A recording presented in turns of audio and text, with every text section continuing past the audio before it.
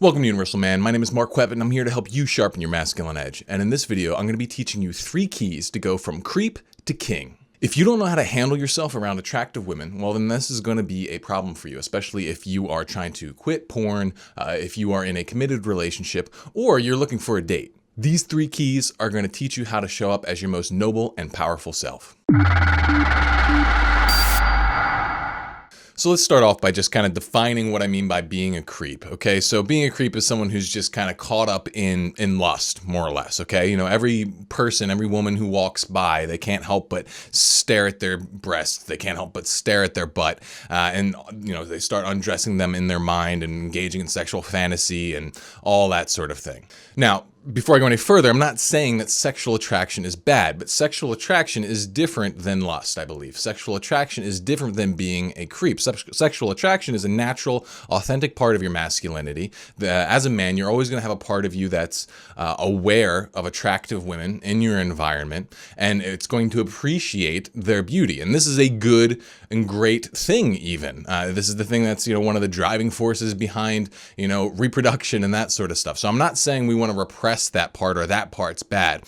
What I'm talking about is the kind of uncontrolled lust. So why is this a problem? Well, you know, one, what if you're in a committed sexual relationship with someone, you know, like you probably don't want your significant other, you know, creeping after other people, you know, looking at like undressing people in their minds, staring at their body parts. And, you know, you don't want to be doing that to them. You know, you want to make sure that you're able to be a faithful person if you're in a relationship. So that's one area where this kind of thing can cause a problem. Another area would be if you're going through the process of quitting porn or masturbation or something like that. Like these things, like this creeping behavior is often tied to porn and masturbation. And a lot of guys struggle with that when they first kind of start entering into this realm of sexual self-control, is that, you know, they see an attractive person and then it triggers them, and then all of a sudden, you know, they're watching porn and masturbating to it before they know it. And then finally, this kind of behavior can just be unattractive. You know, it can be creepy. Like if you can't look at a girl in the eye because you're too busy staring at her chest,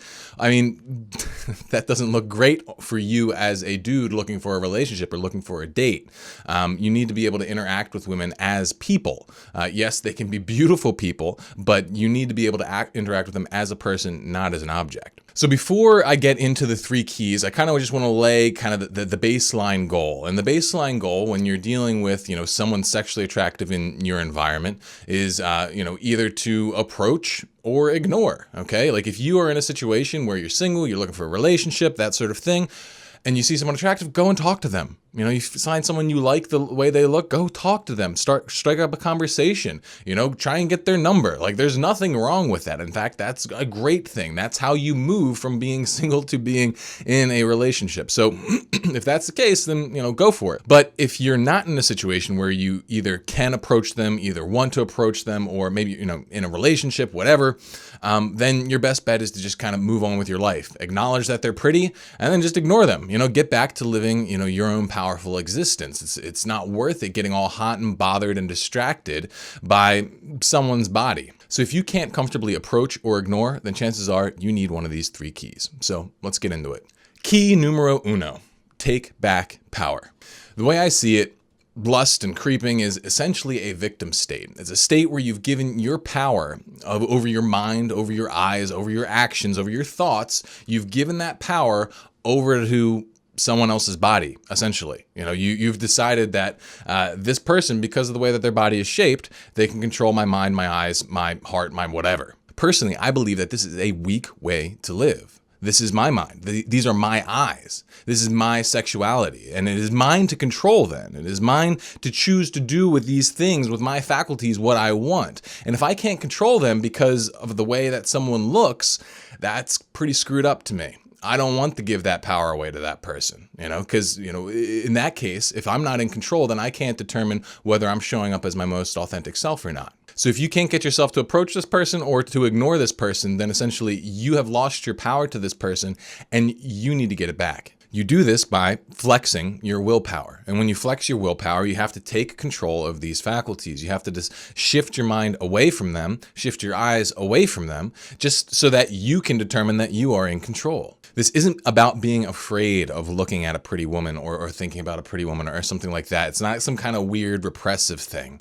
This is about who owns the power. If you're having trouble doing this, one thing you can do is actually learn how to tap into your more territorial and aggressive tendencies. And I've talked about this in my previous videos. Like you can check out the the challenger mindset for I think emotional management is what the title of the video is called, where I get into how to tap into this. That's what you need right now. You need a little fire to reestablish your own dominance over yourself. As much as women, dress provocatively and act provocatively to try and get attention and trying to get power, they actually, I don't think, really want it. They want a man who can essentially be the master of himself. And you see this in the pickup community. Ironically, they that's what negging is. You essentially behave like you're unattracted to a woman, by kind of putting her down or not treating her like she's this, magical goddess on a pedestal.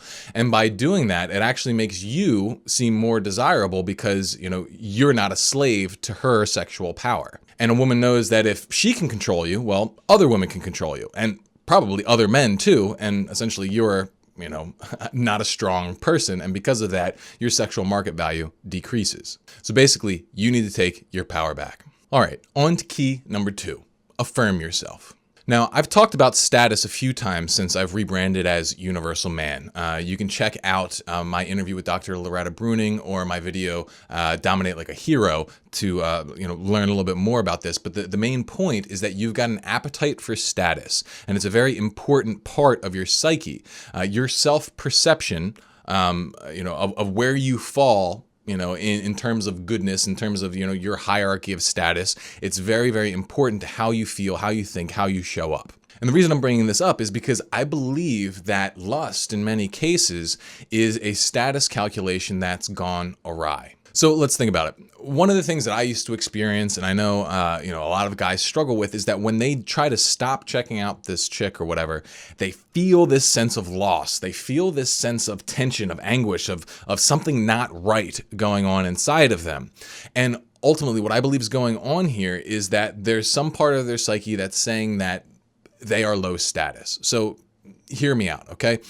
If you don't have a firm grasp on your own inherent dignity, what that means is that you don't feel good enough, essentially. You feel like, because of condition X, Y, Z, you're not good enough. And when you're separated from your own sense of value, it doesn't just disappear. That value then gets projected on external things, usually, things that you can try and earn back that goodness. And so what I think ends up happening is that a lot of dudes project their worth onto sexual validation.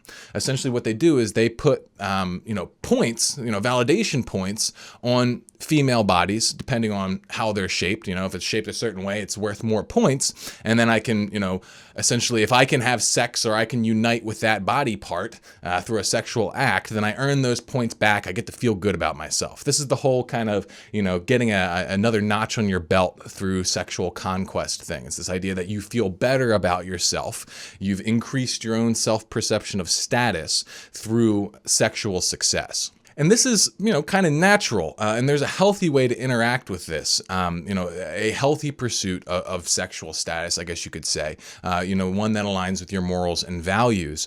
But what I think happens with a lot of guys is they fall into a really kind of weird state with it, where every pretty girl that they come in contact with and they're not having sex with, they essentially experience that as evidence that they're not good enough.